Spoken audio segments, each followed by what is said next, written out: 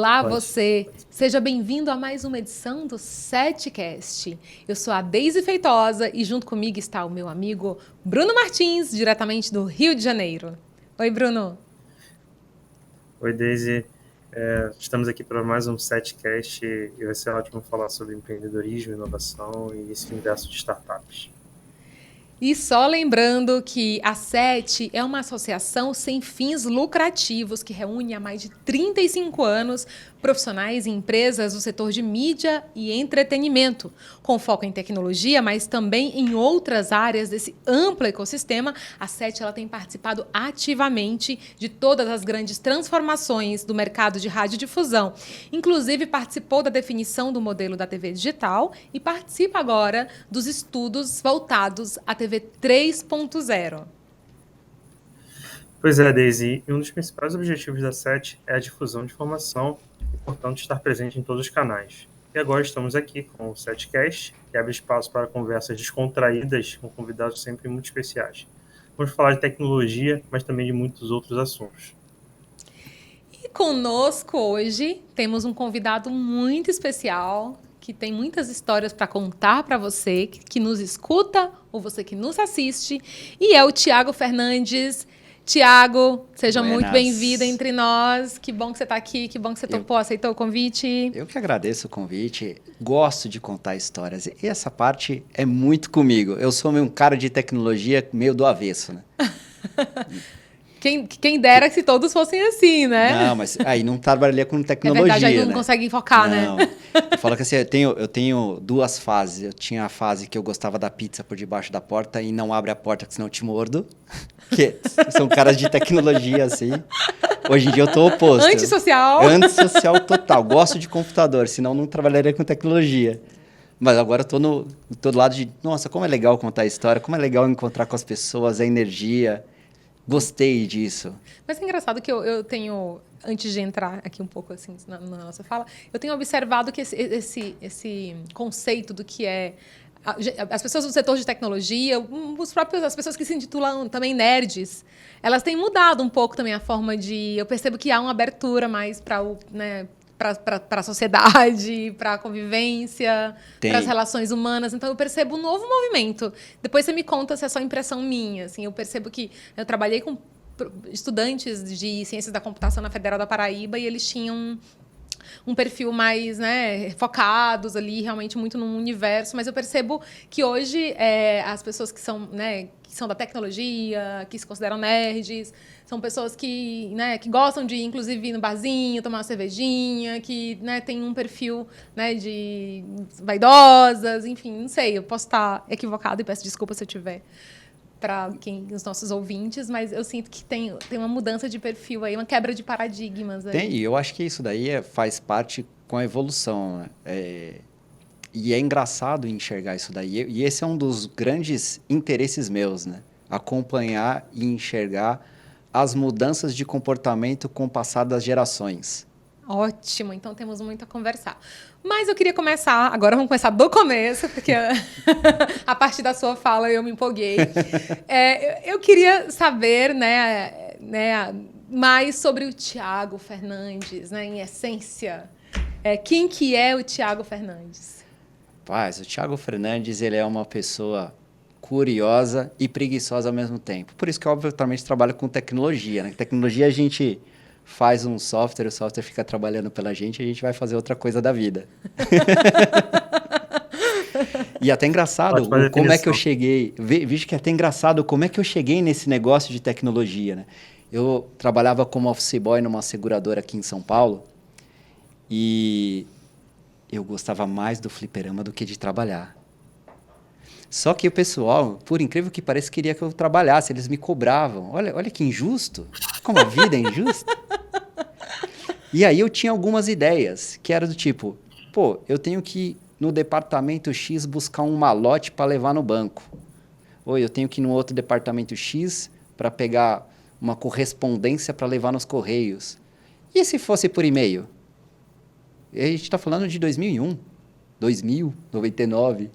Eu falava, mas e se fosse por e-mail? Não seria mais rápido esse negócio?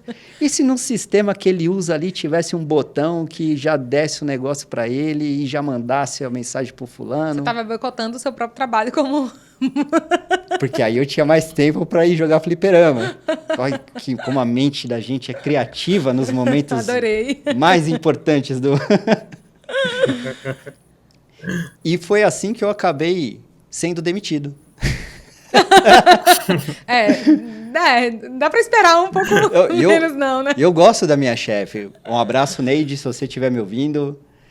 Porque ela fez a melhor coisa para minha vida. Ela sentou comigo e falou assim, olha, você tem muita competência para esse negócio de tecnologia e a empresa não tem uma política interna de reaproveitamento de equipe. Então, eu não poderia sair da tesouraria, que era o setor que eu trabalhava, e fazer um estágio ou fazer qualquer coisa na área de tecnologia, que era o outro departamento. Se eu quisesse fazer isso, eu teria que pedir as contas para entrar num processo seletivo para um outro departamento. E a Neide passou 1 ano brigando internamente para que mudasse essa política na empresa. E ela não conseguiu. E ela fez a melhor coisa que podia ser feita para a minha vida, que ela me mandou embora e eu fui fazer um curso de programação. Às vezes na vida é bom ter esses chacoalhões para a gente entender a direção certa, né? Quando acontece, é engraçado que você vai olhar assim, todas as pessoas contam a mesma história. Porque na hora que a coisa acontece, parece a pior coisa que podia ter acontecido na sua vida. Na hora que ela acontece. Mas passado um período de tempo, é engraçado e interessante ao mesmo tempo você ver que todas essas pessoas decolaram na vida e todas elas contam a mesma coisa sobre os acontecimentos marcantes. Mesmo aquele pior, serviu para te dar direcionamentos na vida, para você dar uma chacoalhada. Exato. Né? Você sofre naquele momento, muita dor, mas depois você tem que se reerguer, né? Ou então você, né? Exato. Desiste de viver, mas enfim, a gente precisa seguir, né? Então eu sou esse cara curioso que faz. Eu executo e concretizo praticamente todas as ideias que vão passando pela minha cabeça, das mais variadas possíveis. Na época, a minha boa parte das ideias que eu tinha era de organizar eventos para a Microsoft. E, por um bom período de tempo, eu fiz quase todos que aconteceram aqui na capital de São Paulo, seja da Microsoft, fosse da Intel, fosse do IDG, que era uma parte de jornalismo em cima do mercado de tecnologia, bem relevante aqui. Praticamente todos eu tive envolvido, até no extraoficial primeiro evento da Intel para desenvolvedores. Uau, que incrível, que história, né? Bacana. Eu queria tomar liberdade, Bruno, até antes de passar a palavra, para um texto bem interessante que você traz no seu LinkedIn. Assim, eu queria que você comentasse sobre ele, já que a gente está falando de essência, né, de existencialismo também dentro desse âmbito da inovação, da tecnologia. Eu achei bem poético e pulsante e propositivo esse texto que você fala, né? O que você faz que, do seu ponto de vista, dá significado importante à sua experiência de vida? Uma pergunta. Por anos, levantei às 6 horas para estar na empresa às 8. Trabalhava até às 17 e estudava até às 20. Por outros tantos, trabalhei de segunda a sábado, 14 horas por dia. Típico workaholic. Casei, tive 2 filhos e um dia me perguntei, qual exemplo que eu quero ser? Então, tomei uma das decisões mais difíceis da minha vida, ser o próprio exemplo. E, independentemente de quem você seja e do cargo que ocupe, já que chegou até aqui, quero deixar para você uma das principais lições que aprendi. As portas se abrem quando você se movimenta.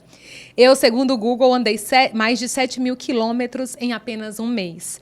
O que fiz? Voei, dirigi, rodei, conversei, almocei, tomei café, jantei, brindei, corri, treinei, ri, fiz rir e mais um monte de coisas. Entre elas, troquei conhecimento e ajudei profissionais de rádio, agências e anunciantes a terem mais tempo para aproveitarem a vida deles.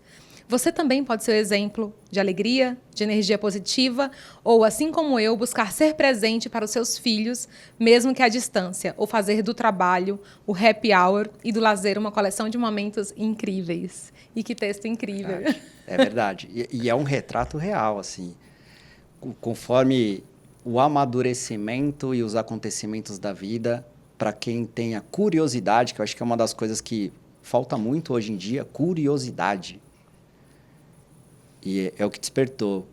Porque por um bom tempo eu tive entre as melhores coisas, né? Eu, obviamente, tive na Microsoft, indiscutivelmente um grande player de mercado, uma das empresas mais admiradas. Eu estive entre os CEOs maiores que tem do mercado, não só no mercado nacional. Eu tenho algumas pequenas fotos de uma época onde começou a máquina digital. Uau! De eventos que eu entrei como jornalista e fiz cobertura de imprensa em eventos mundial que discutia para onde que iria o mercado de tecnologia, e a gente está falando de 2004. Em 2004, coisas assim, Quase era 20 impensável para mim. Eu estudei engenharia nas melhores escolas que tem, eu fiz marketing na melhor escola que tem, eu sempre tive rodeado das pessoas que estão, entre aspas, aqui, criando os mercados que existem hoje. Criaram boa parte dos mercados que existem hoje. E depois de um tempo, que você pega, você ganha dinheiro, aí você viaja, você faz um monte de coisa, vem o ponto que é, e agora? E o que é que você fez? E o que é que você está fazendo? O pivô de todas as coisas foram um fim de semana, de sol, dia bonito, que eu fui no aniversário de 1 ano do filho de uma prima minha, e a gente não se via, a gente era bem próximo, né? Antes de todo mundo casar e ter filhos, a gente era bem próximo, passeava bastante todo mundo junto, mas eu tinha já um tempo que eu não a via, e aí ela sentou e me fez uma pergunta que foi realmente o pivô dos meus pensamentos, que foi, e aí, primo, quanto tempo que a gente não se vê? O que você tem feito? E essa pergunta, na hora doeu. Porque era o ponto do workaholic. Você passa para pensar o que é que você fez na sua vida e nossa, eu levantei, e eu trabalhei, e você não consegue enxergar outros eventos que aconteceram na sua vida. E aí eu me senti triste de eu ter, sabe, o que eu fiz semana passada? Não, peraí. E o mês passado? Não, calma. O que eu fiz esse ano? Não, e o ano passado? E você não consegue achar alguma coisa para responder? Aí me entristeceu e começou a me fazer a questionar as coisas que eu estava fazendo. E era bem exatamente um momento que o meu filho estava com 1 ano de idade também. Então foi uma sequência de coisas que me fez repensar muito sobre a vida que eu vinha levando. E especialmente essa, né? Tá, por exemplo, eu não cresci com meu pai. E aí essa foi a minha própria pergunta, que é, eu não cresci com meu pai. Então meu pai não é um exemplo para mim. Vou querer que meu filho passe pela mesma coisa.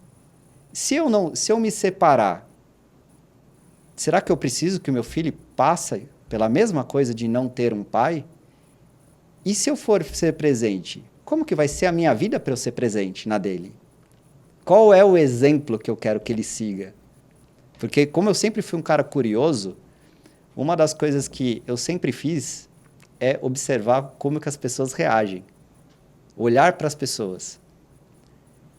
E até hoje eu faço isso. Né? Sabe aqueles caras que o estranho do ninho, que tá todo mundo no metrô olhando pro celular e tem alguém olhando os outros que os outros estão olhando. Esse sou eu. Que ótimo! Então foi bem esse o ponto. E aí a partir daí eu comecei a tomar uma série de decisões e a primeira foi efetivamente me separar, reorganizar a minha vida e planejar uma sequência de coisas que eu quero que meus filhos tenham a oportunidade de aprender sem passar a vida deles inteira para ter essa oportunidade.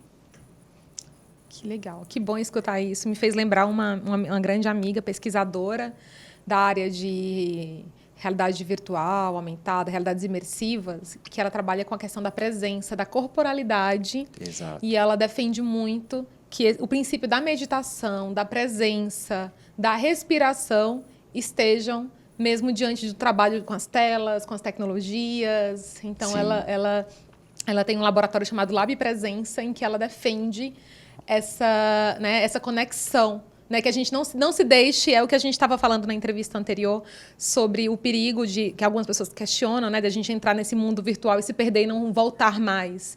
E aí ela defende que se a gente exercita essa presença, se a gente ressignifica a nossa presença, a gente consegue, né, ter muita consciência, né, trazer para a consciência aquilo que a gente está fazendo, as nossas relações com a tecnologia, com essas interfaces, mas também a gente não despreza nem nega a nossa existência, o nosso eu, as nossas necessidades enquanto ser humano. Então, acho que a tua me trouxe muito essa pesquisa da Carol Berger. Boa, fico feliz de ouvir isso. Até compartilhar mais uma curiosidade, teve uma época, quando eu fiz uma transição de querer parar de vender serviço e querer construir um produto, que eu investi em um monte de ideias, um monte de startups. Tinha um clube de negócios na Berrini, aqui em São Paulo, e veio uma mulher uma vez que ela é uma das psicólogas mais renomadas lá em Goiânia, e ela tinha um programa que chamava Evoluir, e ela queria ir para a internet. E aí ela achou engraçado ela me contar um pouco sobre as coisas que ela fazia, eu pesquisar outras coisas na internet sobre o que ela talvez fazia e encaixar com livros que eu li de coisas que não tinha nada a ver com o assunto. E eu virar e falar, nossa, tem uma escada de aprendizado e você pode fazer assim, primeiro se organiza em grupo, porque tem uma jornada de autoconhecimento. Eu falei, eu mostro.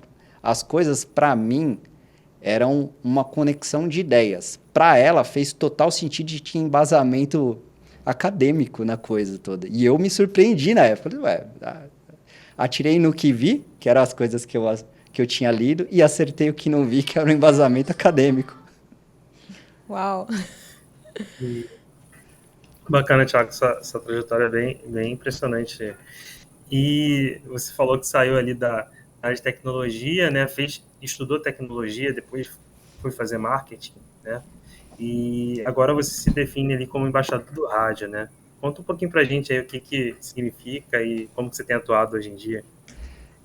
A parte de se tornar um embaixador do rádio é uma história engraçada e que boa parte de empreendedor passa por ela. Porque, assim, eu sempre trabalhei com tecnologia, tive envolvido em um monte de projetos de inovação. E hoje eu tenho a consciência do que era aquilo, que era a construção de um mercado. Então, alguém tinha planejado uma construção de mercado e eu fazia parte de um plano. Eu fiz parte do plano, da execução do plano. Quando eu fiz a transição de empresa de serviços, que eu trabalhava em projeto, vendia projetos de inovação, para uma empresa de produto, que é a NextDial, eu comecei exercitando para mim mesmo o que a empresa de serviços fazia para as outras empresas, que era estudar o mercado. Então, a gente pegou alguns pequenos problemas digitais, que na época a 89 e a Alfa FM de São Paulo tinham, e fizemos uma pesquisa com os ouvintes da rádio e a gente descobriu, por um acaso, por uma ideia que era, se eu vou fazer uma pesquisa sobre qualidade, sobre a satisfação que o ouvinte tem com a rádio, por que não perguntar se ele assina o Spotify? Essa foi uma pergunta que passou pela cabeça e a gente foi lá e perguntou. E era a única pergunta que não tinha a ver com contexto. Mas, na época, a gente descobriu que tinham 10 mil pessoas que assinavam o Spotify. E o Spotify custava R$16 na época. Ou seja, uma receita recorrente de 160 mil de um ouvinte de rádio. Na rádio, ele não paga nada, no Spotify ele paga R$16. Então, ele vai lá e paga pelo serviço. Paga. Aí veio, óbvio, uma pergunta que faz todo sentido. Por que a rádio não entrega um aplicativo tipo do Spotify e cobra R$10 para o ouvinte, 4, 5, qualquer valor? Sendo que já há uma parcela dessa audiência com o hábito de pagar pelo serviço. E ela também é engajada com a rádio, então, de certa forma, ele gosta da curadoria musical que a rádio faz. Exato.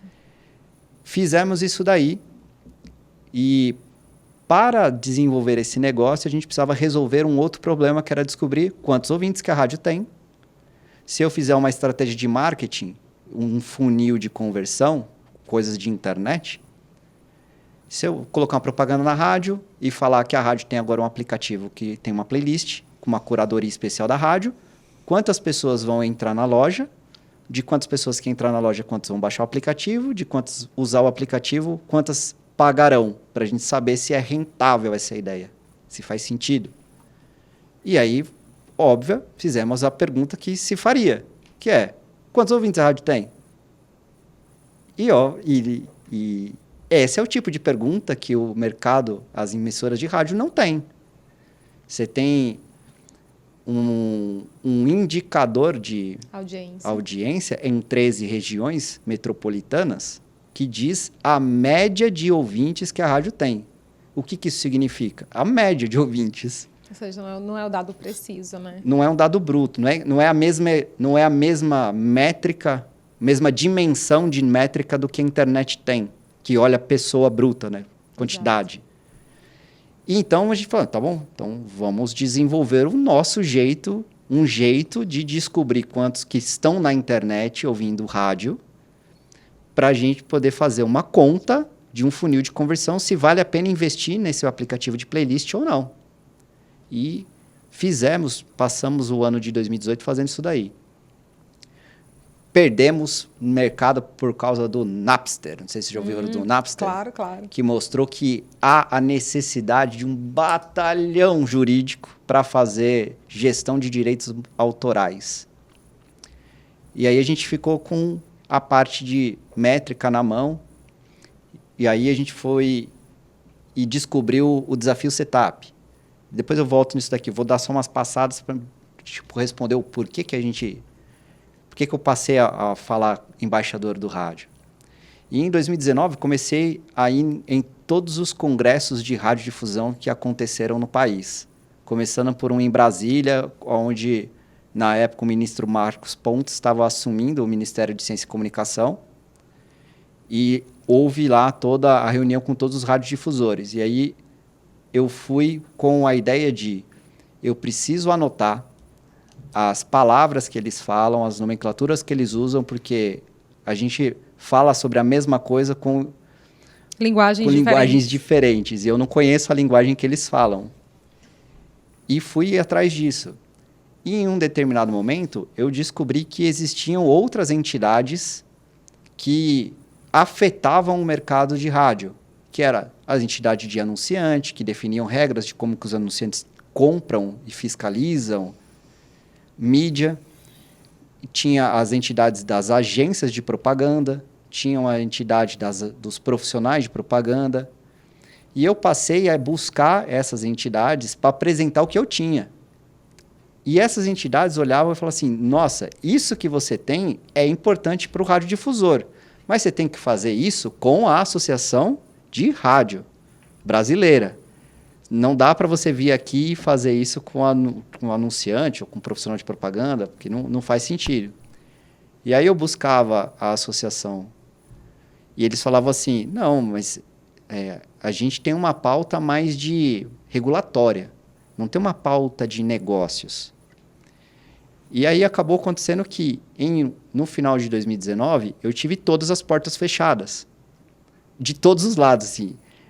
O mercado de rádio, as associações de rádio discutiam ações regulatórias. E o mercado anunciante discutia a dinâmica de compra de mídia com o rádio fora dela.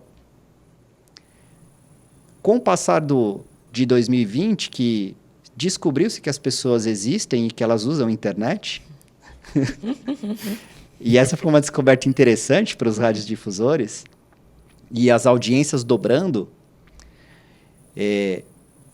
em 2021, acabou acontecendo que a única pessoa que estava circulando no mercado e estimulando debates sobre mídia e radiodifusão era o Thiago. Então, o Thiago sugeria que fosse feito uma live para discutir a mídia digital que estava indo para o Spotify.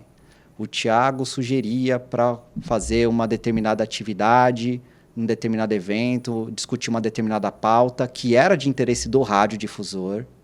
que não geraria nenhum real para o negócio do Thiago, mas que a profissionalização do meio geraria negócios para todos, inclusive o Thiago, no futuro. E aí, quando chegou em 2022, final de 2022, o que aconteceu? O Thiago era a única pessoa que abordava a rádio e estava em todos os acontecimentos de todos os debates, tanto do rádio, quanto de agência, anunciante e profissional de propaganda. 360. Em todos. Uau. Aí o Google vai lá e fala quanto que eu ando.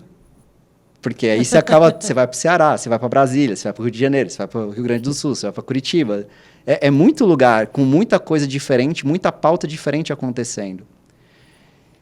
E veio então a pergunta que era, tipo, sempre as pessoas falavam, mas o que você faz? A empresa, o negócio em si, ele não é um negócio nem regulatório e nem uma pauta de desenvolver um negócio para uma rádio em específico. Assim. Ela é uma empresa de pesquisa. Pesquisa, ela tem uma oferta de serviços de pesquisa, ela tem uma oferta de produtos de dados e ela tem uma oferta de serviços de publicidade. Agora, se uma agência vai comprar uma rádio, vai fazer uma ação específica numa rádio, eu não ganho nada com isso. O Thiago não ganha nada com isso, a NextDial não ganha nada com isso. Mas o mercado ganha como um todo. E vendo a dificuldade entre compradores e vendedores, houve a necessidade de alguém traduzir o idioma de ambos. Eu tenho, de um lado, uma geração que compra mídia de um jeito que o rádio não vende mídia. E, de outro lado, eu tenho uma geração de vendedores com uma expertise que a geração de compradores não tem. E tem que ter alguém que tem que traduzir uma coisa para outra. A partir daí que comecei a falar, bom, o que o Thiago faz? O Thiago em si, ele é o embaixador do rádio, porque ele faz essa tradução de idiomas para o mercado. E traz inovação também para o rádio, né? Eu percebo traz nos modelos de negócio do rádio, eu percebo que teu pensamento é muito voltado nisso. Como é que a gente coloca o rádio também na contemporaneidade, o lugar do rádio. Né? Acho que, inclusive, eu queria te escutar a esse respeito, porque na academia tem muito aquela coisa... podcast não é rádio, realmente, são linguagens diferentes, diferenciadas, mas como é que eu queria que você trouxesse assim, a tua visão sobre o lugar do rádio nesse contexto, nessa era que a gente está vivendo, sendo que o podcast, o Brasil é um dos maiores consumidores de podcast hoje do mundo, e que cada vez mais aumenta a quantidade de horas que as pessoas escutam por dia, assim, né? Uhum. E o rádio é mágico, é magia, o rádio, tanto para quem trabalha, né? Eu já tive a oportunidade de trabalhar numa rádio comunitária, de fazer um programa, não trabalhar, mas fazer como voluntária num programa, e eu senti um pouco da energia, como já dei aula como jornalista, de radialismo. Então, assim, realmente é algo... É mágico, né? O rádio, ele nasce interativo. As pessoas, desde sempre já podiam ligar e reclamar das questões do seu bairro. As pessoas podem trazer sugestões de pauta ali no próprio telefone. Então, o rádio, ele é um canal de aproximação. Exato. E esse é o principal ponto. Quando começam a comparar o rádio com um podcast ou com outro tipo de produção, qual que é a diferença do rádio? O rádio, ele é um prestador de serviço para a população. Tanto e é por isso que se discute tanta parte regulatória. Porque há uma obrigação regulatória por parte das emissoras que ganham uma concessão pública de prestar serviço para a população. Ou seja, é um bem público, né? O rádio e a televisão são bens públicos, são concessões públicas e que tem exatamente essa missão aí de serviço, né? Exato. E aí vem a parte interessante. Por exemplo, quando infelizmente aconteceu aqui a tragédia aqui na Baixada de São Paulo, das enchentes, que alagou tudo lá no Litoral Norte, qual que era a única coisa que estava disponível meio de comunicação disponível no momento? Era o rádio. Por quê? Porque a tecnologia, como ela foi pensada, é para existir uma comunicação, especialmente nos momentos de emergência. E é uma comunicação completa, tanto da pessoa para com o Estado, tanto quanto do Estado para com a pessoa. E era o único meio que funcionava. Então, você tinha os radiodifusores articulando ações, tanto de resgate quanto de levar mantimentos lá para o litoral norte. E isso acontece em todos os lugares. Está acontecendo em União da Vitória, lá no Paraná também, que aconteceu uma enchente, uma das maiores das últimas décadas. E também o Estado, junto com as emissoras locais, fazendo ações, ajudando a organizar, a fazer a dar um trabalho, a alocar as pessoas que foram desabrigadas, a ajudar o comércio local a desenvolver negócios, que inclusive você também vê que foi na pandemia, isso de forma geral. Você tinha os pequenos comércios veiculando propagandas gratuitamente em várias emissoras de rádio ao longo do país para estimular a economia. Esse é o tipo de coisa que você não vê em outro tipo de negócio. Você não vai ver um podcast fazendo isso daí. Você não vai ver um influenciador no Instagram fazendo isso daí. E mesmo que às vezes ele até queira fazer, ele também nem tem o canal de comunicação, porque primeiro que ele depende de uma plataforma de um terceiro, e o segundo que ele também não vai ter um canal rápido com as autoridades. Não há esse compromisso daí. Então, o rádio, a magia do rádio começa nisso daí. Utilidade pública, né? Esse é o ponto de partida, utilidade pública. O segundo ponto acaba sendo o companheirismo. Porque, de gerações em gerações, o locutor é aquela pessoa que interage com a pessoa. Ele não fala de forma genérica ali, ei, amigos do meu Instagram, que legal ter vocês aqui. Não, ele fala... Para um ouvinte. Para um ouvinte. Ele fala... A pessoa que está do outro lado ouvindo, ela sente como se fosse para ela. Tanto é que elas ligam, mandam mensagens. E até hoje você vê esse tipo de coisa. Mandar um áudio no WhatsApp pedindo, falando, hoje fulano de tal é aniversário do meu marido, manda aqui uma mensagem porque ele gosta muito de você, a gente é muito seu fã. Então, esse companheirismo acontece. E aí tem outro ponto engraçado, que é, se tem a sensação nos centros urbanos que a internet é dominante. Porque, obviamente, aqui nos centros urbanos, o acesso à tecnologia, o acesso a dispositivos, e a infraestrutura para isso, ela é muito mais rica do que fora dos centros urbanos. E, pro lado do interior, as pessoas ainda hoje conhecem as pessoas pelo nome e pelo sobrenome. Aqui na capital a gente não conhece nem o vizinho pelo nome. Às vezes não sabe nem que tem o vizinho. Ele muda, vai embora, vem outro e você nem sabe que aconteceu nada. Muito louco isso, né? Essa relação. Interior, exato. Isso causou muito exato. É assim aí também no Rio, Bruno? Sim. Eu moro aqui num prédio e eu nem conheço aqui as pessoas direito, né, que moram. E quando eu era mais novo, quando eu era criança, eu morava num bairro, né, e tinha toda aquela questão de proximidade, de intimidade, mas você tem razão. Né? Você tocou num ponto, só fazer um comentário, essa proximidade do locutor de rádio ali com as pessoas. Eu lembro que quando o Boechat faleceu, né, a tragédia, o helicóptero dele caiu, eu ouvi de pessoas falando que era como se tivesse perdido um amigo mesmo, né? Todo dia ouvindo o cara ali. A voz, o imaginário. Comentários que ele fazia. Enfim, realmente gera uma proximidade que ainda os influenciadores não conseguem gerar na internet, né? Deixa eu pegar esse gancho e fazer... Desculpa, vou falar. Não, só antes de você fazer uma próxima pergunta, eu só ia também trazer uma memória que isso me trouxe, que é do meu avô. Que meu avô, eu sou lá do Piauí, do sertão do Piauí, de uma cidade chamada Picos, e por um tempo ele perdeu os filhos, ficou bem triste, e ele foi se refugiar numa roça, assim, né? A gente chama de roça lá, que aqui chama de sítio. E aí ele ficava lá, minha avó ia aos finais de semana, sábado e domingo, a gente ia encontrá-lo, mas a semana inteira ele cuidava das galinhas, dos bezerros, das vaquinhas e tal. E meu avô, ele ficava com a rádio AM, porque lá não chegava FM, chegava só AM, o tempo todo ligada. E ele sabia melhor do que eu das notícias que estavam acontecendo no mundo. Né? Ele assistia, né? Ouvia a Voz do Brasil todos os dias, religiosamente. Tinha que jantar antes para depois ficar escutando atentamente, comentando sobre as notícias. Então, assim, um radinho de pilha. Né?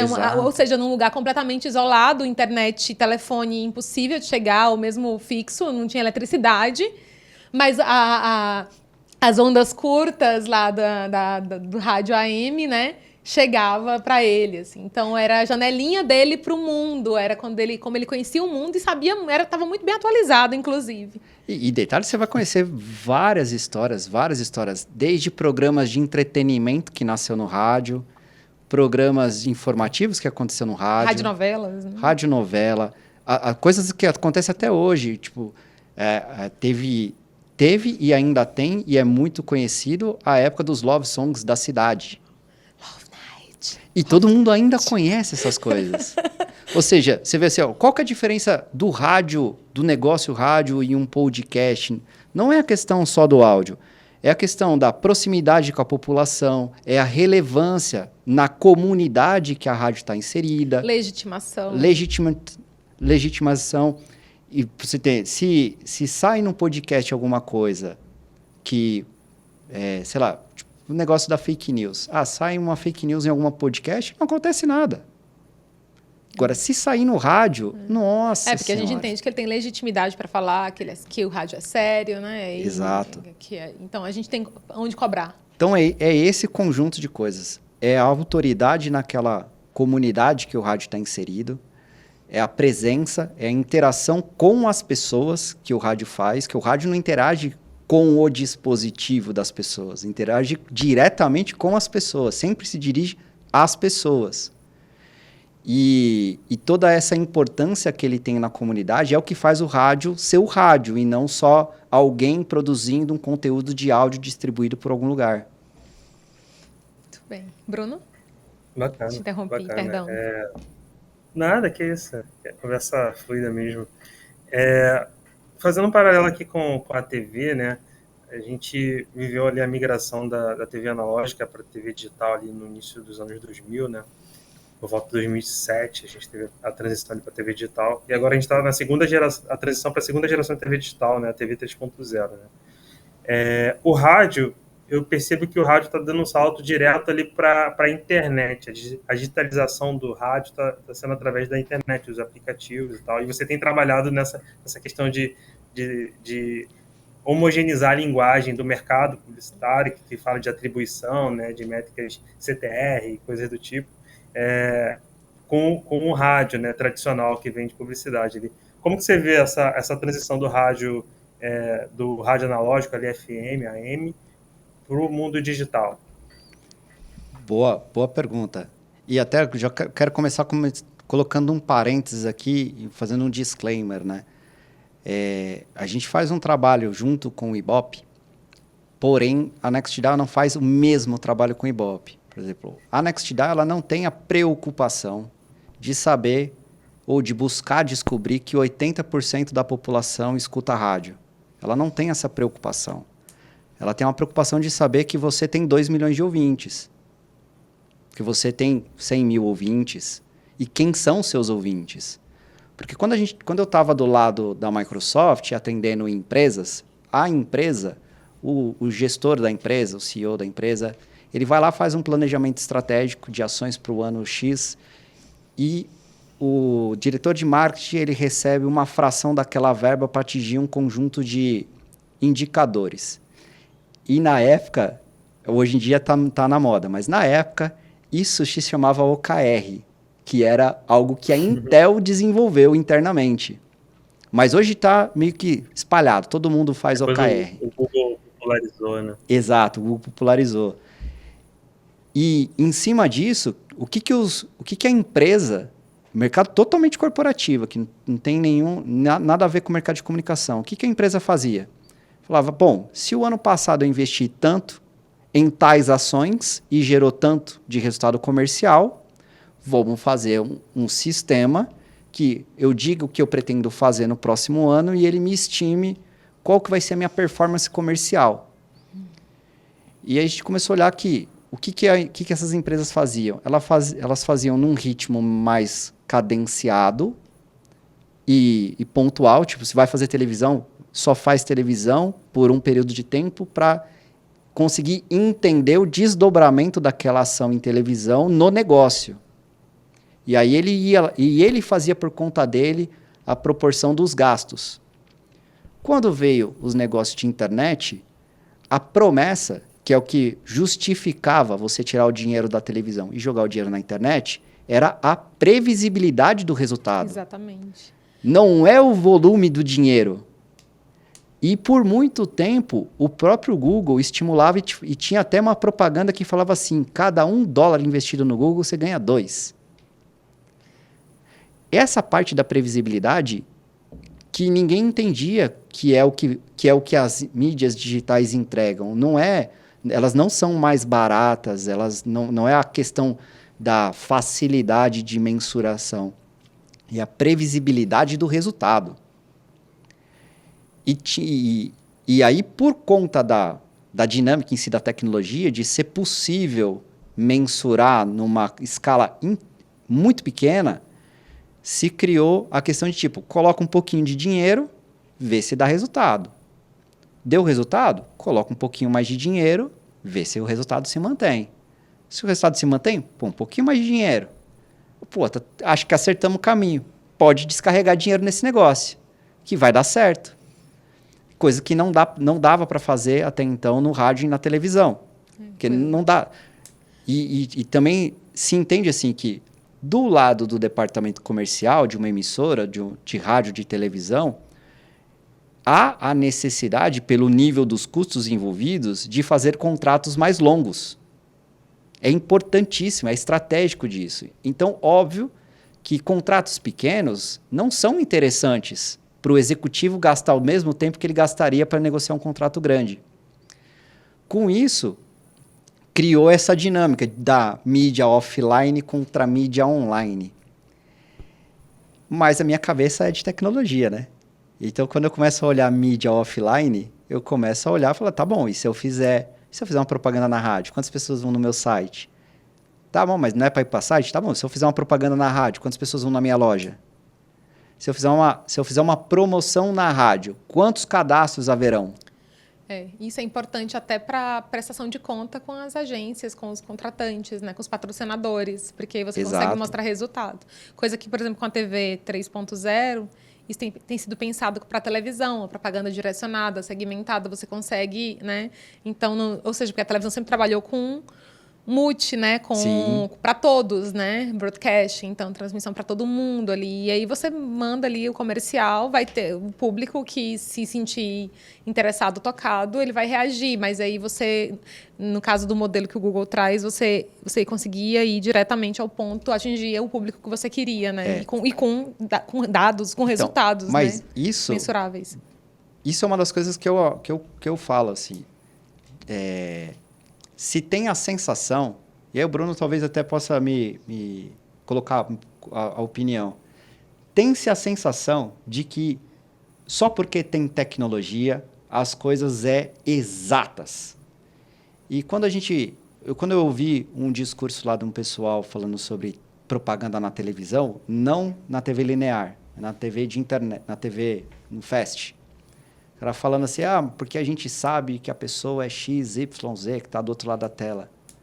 E aí eu me fiz a seguinte pergunta. Tá bom, eu fui lá na Fast Shop, fui lá na loja, comprei uma TV e coloquei em casa. Como é que a TV sabe quem eu sou?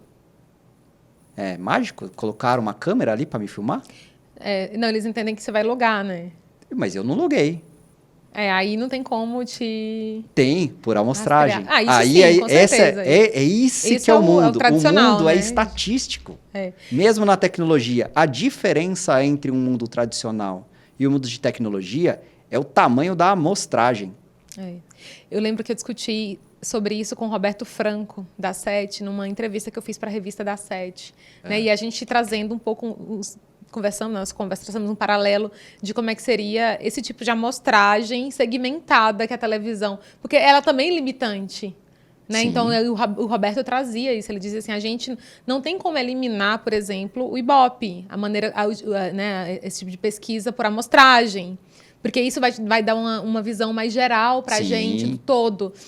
A gente pode até ter as pesquisas mais individualizadas, segmentadas, para dar um suporte. Ela não pode caminhar sozinha por amostragem, que é muito funcional e que, né, enfim, salvo as margens de erro ali. Então, mas são vieses. São vieses.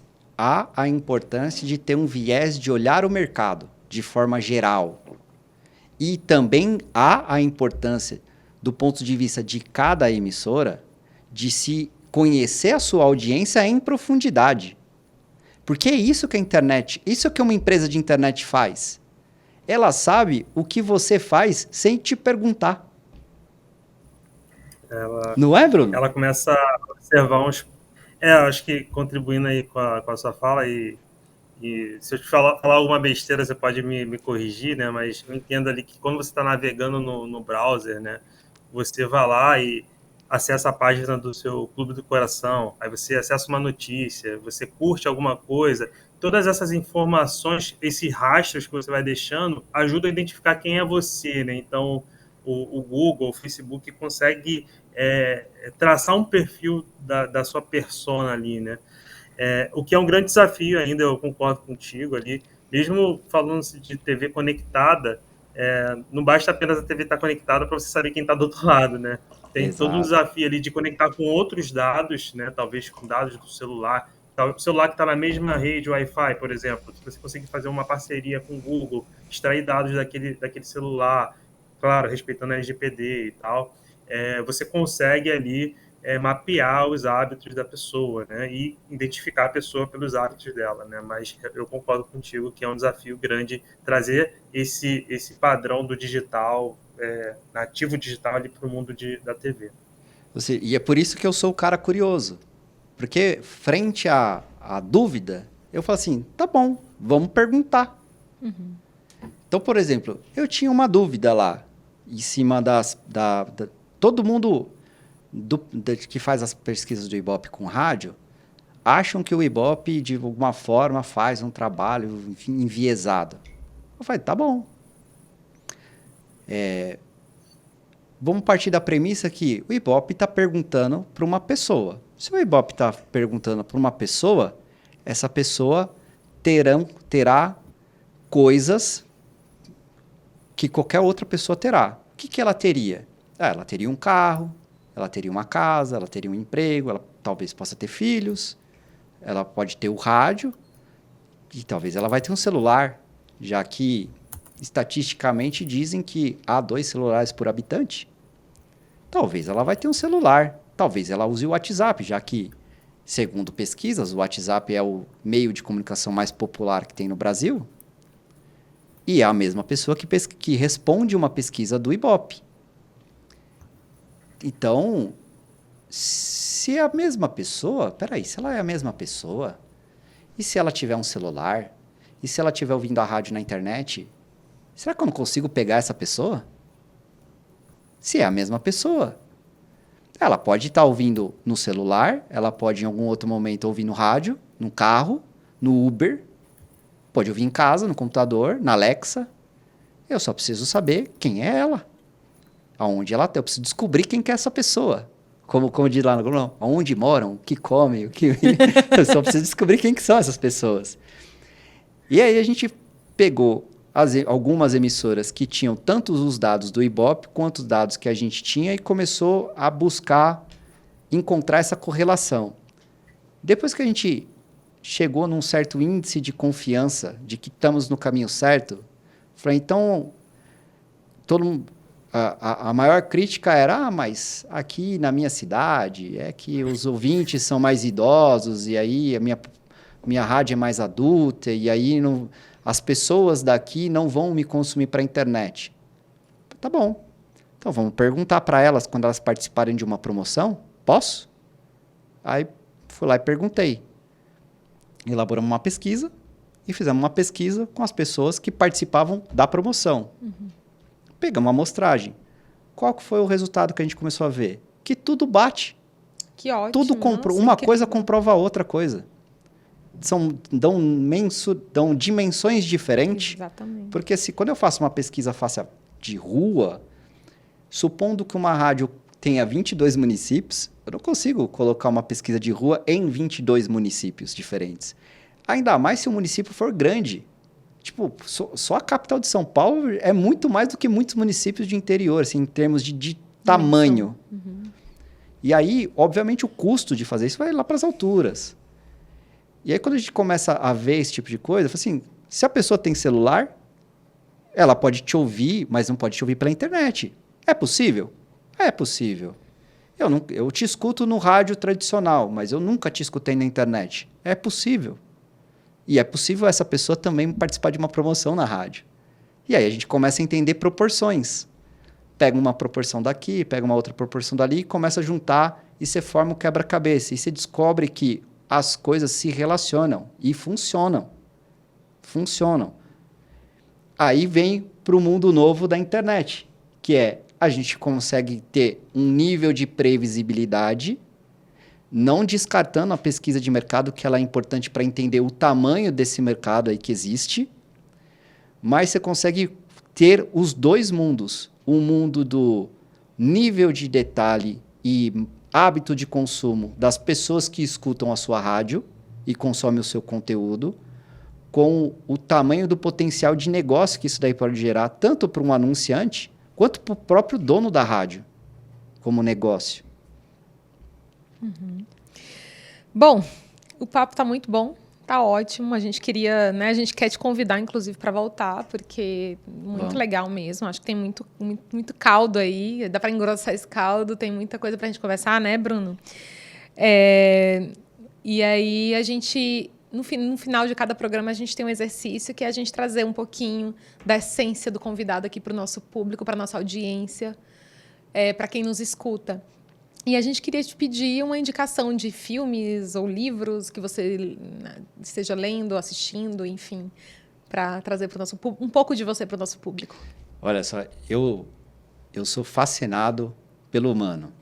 Eu acho que não tem história de ficção mais interessante do que a história real. E quero deixar duas sugestões para quem for curioso de como que o mundo acontece e como que as coisas acontecem na prática. Um é uma história engraçada, é um filme que está no Netflix, que eu não sei o nome em português, mas chama Pen Hustlers, com aquele cara que fez Capitão América e mais uma menina, que conta a história da criação da indústria de dor farmacêutica nos Estados Unidos. Estou assistindo. Fantástico. Porque mostra o seguinte ali, ó, tirando a questão complicada da coisa, mas mostra o seguinte: qualquer pessoa, de qualquer lugar, de qualquer classe social, consegue criar uma indústria. Qualquer pessoa. E ali há uma história real, tirando a parte... Sim, macabra. Sempre tem alguma coisa que é tudo que sobe cai, né? Então, o calcanhar de Aquiles dele foi o tamanho do sucesso. Exato. Um outro que é muito igual e é também um debate bem interessante, chama Big Vape, também no Netflix, que é a história dos caras que inventaram o vapor, o cigarro, o vulgo cigarro eletrônico, que a gente magicamente, de repente as pessoas passaram a aparecer com alguma coisa que não era um cigarro, mas saía fumaça. Todo mundo usava esse negócio. Né? A piteira francesa, assim, uma versão... E veio do nada. Com nova roupagem. Criou um puta de um problema. E a estratégia de marketing foi o que fez os caras subirem pro topo e caírem pro abismo. Olha só. Olha os perigos. Olha os extremos. Né? Então, é bem engraçado, porque isso daí pega, assim, do ponto de vista de negócio, de repente pode aparecer uma empresa que nem estava no seu radar, nem é do seu segmento, e arrasta e leva o seu negócio. E você nem viu. Você não previa. Por quê? Porque você não investe em novos negócios, em inovação. Muito bem. Eu queria acrescentar uma dica aqui. Acho que já que a gente falou de rádio e falou de podcast, de streaming, né, tem a série Som na Faixa, que conta a história do Spotify, né, de como é que ele surgiu. Não sei se você chegou a assistir. É muito interessante. Eu acho que é importante, porque eu acho que tudo, né, como a gente acabou de discutir, né, as coisas acontecem por bons motivos, mas também tem consequências. E a gente vê o quanto que o rádio, de certa maneira, ele protege os direitos autorais, né? Acho que essa questão, porque eu acho que é trazida de uma maneira muito forte a questão das gravadoras, o quanto que elas se beneficiaram com o stream do Spotify e o quanto que os artistas têm perdido com isso por conta do pequeno percentual relacionado aos direitos autorais. Então, enfim, mostra toda essa transformação, o quanto que ele foi genial em trazer, né, toda essa tecnologia, encontrar essas soluções algorítmicas para sugestões de curadoria musical e tal, mas mostra também todo o lado frágil, né? Sim. Inclusive, de uma maneira... Inclusive, eu quero colocar um ponto que foi engraçado. Engraçado não, foi importante, impactante. Eu tive uma reunião há alguns anos com um dono de um grupo de comunicação lá no Paraná, e ele me fez a seguinte pergunta: você está ganhando dinheiro com isso? E na época eu estava mais colocando dinheiro do que eu estava ganhando dinheiro. E aí eu falei isso para ele. E aí ele perguntou: por que você está fazendo isso? E aí naquela época eu respondi assim: você sabe quantas vezes na história há a oportunidade de criar uma coisa que nunca existiu? Eu quero ser essa geração no rádio. É por isso que eu faço isso. Igual, é engraçado, antes do Uber, era impensável a locomoção do jeito que ela é hoje. Antes do Airbnb, era impensável a reserva de quartos do jeito que ela é hoje. Antes do iFood, era impensável o delivery do jeito que ele é hoje. Verdade. Mudou hábito de consumo. Como sobrevivemos, né, antes disso? Mudou os hábitos de consumo. E é a mesma coisa que eu enxergo no rádio. O rádio tem um potencial de ser mais relevante do que qualquer outra Big Tech. Porque qualquer Big Tech precisa do dispositivo. O rádio fala com a pessoa, não com o dispositivo. O rádio interage com a população, não com o dispositivo. Por qualquer dispositivo uma que comunicação inventem. Humanizada. Exato. Tanto é que a coisa mais popular da Alexa é o rádio. Incrível. Acho que com isso concluímos com um ponto aí. Falou o embaixador do rádio, Thiago Fernandes. Obrigado, Leise. Obrigado, Brunão. Vou só acrescentar uma sugestão também, já que você falou de inovação, de disrupção. Tem um livro muito legal na linha do que você estava falando, que se chama Estratégia do Oceano Azul. Né? Exato. Você mapeia ali, cria um negócio disruptivo a partir daquilo que é diferencial, né, no seu negócio. Né? Bem bacana essa história. Exato. Ótima recomendação. Que ótimo, Bruno. Bom, chegamos ao fim. Thiago, queríamos te agradecer, né, por ter aceito, por estar aqui com a gente, reservado um tempinho da tua agenda para estar aqui com a gente hoje, nesse papo super gostoso que a gente teve, assim, inspirador. Parabéns pela tua trajetória, por aquilo que você defende, pela seriedade também, né, com que você traz esses temas que a gente discutiu aqui hoje, especialmente do rádio, relacionados ao rádio, e dizer que o Setcast está sempre de portas abertas aqui para te ouvir, traga muitas novidades para a gente e a casa vai estar sempre aberta. Eu agradeço o convite, agradeço o papo aí, Brunão, e já quero deixar aqui, temos que falar sobre hábitos das pessoas, as mudanças nos hábitos de consumo. Que aconteceu. É verdade, a gente começou a conversa falando disso. Exato. E a gente não desenvolveu. É porque é muito assunto, é bem extenso. Assim, e é engraçado, até para fechar aqui, ó, como a questão do hábito é uma coisa extremamente relevante que passa despercebido. Eu vi um post assim: contratei um marceneiro para fazer uma fresta no portão de casa para o meu cachorro ver a rua. Essa era o post 1. O post 2... o safado continua vendo pelo lado. Ou seja, o cachorro criou o hábito de olhar a rua pela fenda na lateral do portão. E aí ela criou um grande espaço embaixo para ele só baixar e olhar a rua.